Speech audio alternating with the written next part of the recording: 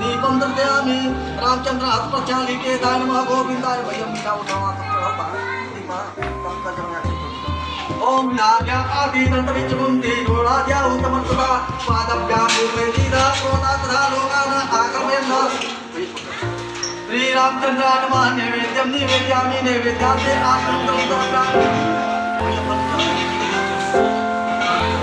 ओम जा पुलिंग्या प्राप्ता जा चपुरी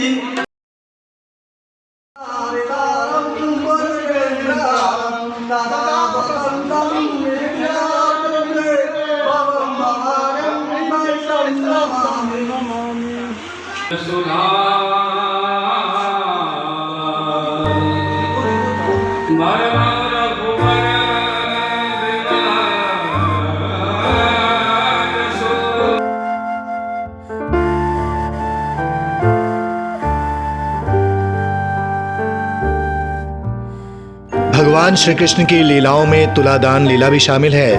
माना जाता है कि इस तुलादान लीला में भगवान कृष्ण ने तुलसी के महत्व के बारे में बताया है। इस तुलादान लीला से प्रेरित होकर भगवान द्वारिकाधीश के साथ ही एक और मंदिर का निर्माण किया गया था, जिसे तुलादान मंदिर के नाम से जाना गया।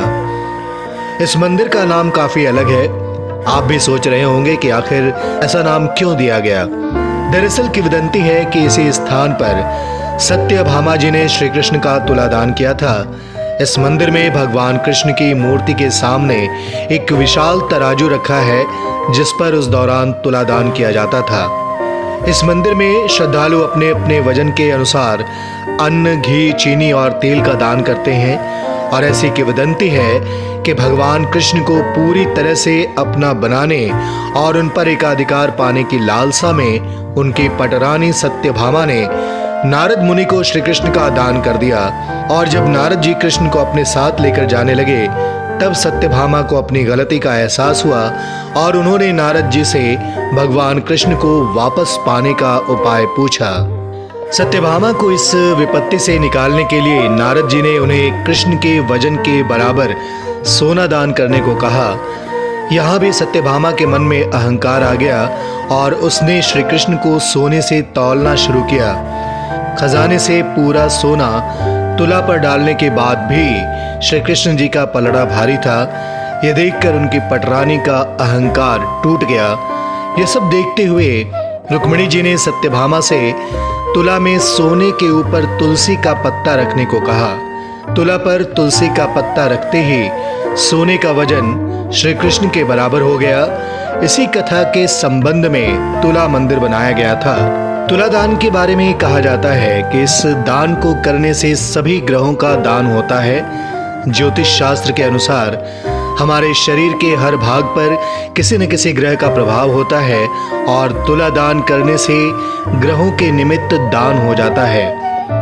इस तरह जिस भी ग्रह का दोष आप पर लगा होता है वो दूर हो जाता है। तुला दान करने वाले व्यक्ति की सेहत तंदुरुस्त रहती है और उसे सुख समृद्धि की प्राप्ति होती है।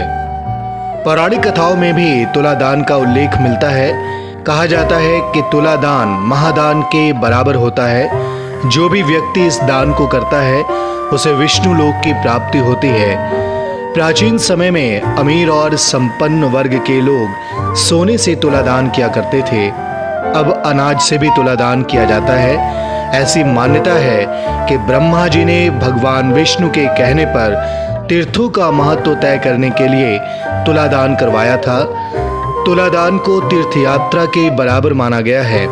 अगर कोई व्यक्ति तीर्थ यात्रा नहीं कर सकता तो वो तुला दान से भी उसके बराबर पुण्य प्राप्त कर सकता है।